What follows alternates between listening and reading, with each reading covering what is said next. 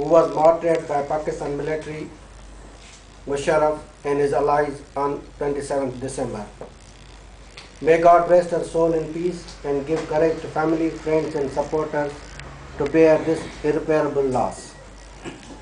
We strongly condemn the barbaric crime of Pakistan military who time and time again have unequivocally reiterated the intention to eliminate the genuine Sindhi and Baloch leadership. The assassination of Shaheed Benazir Bhutto has caused a great political and emotional loss for the people of Pakistan in general and the people of Sindh in particular.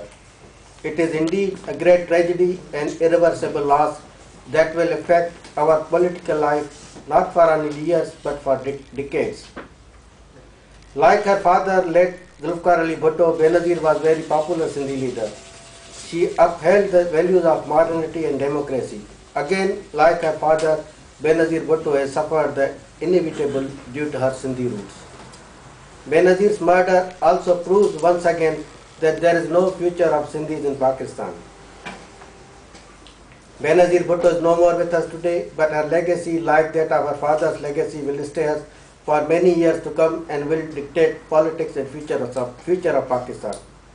The assassination of Benazir Bhutto has created conditions which contribute to the ongoing destabilization and fragmentation of Pakistan as a country. Her murder does not end her vision. Benazir has targeted not because her politics but simply because she was Sindhi. Those responsible for her assassination within and outside government must be held accountable. After the assassination of Shaheed Benazir Bhutto, thousands of political workers have been arrested and large number of bogus cases have been registered against political workers, especially in Sindh, to curb and suppress the people's voice against the Musharraf regime.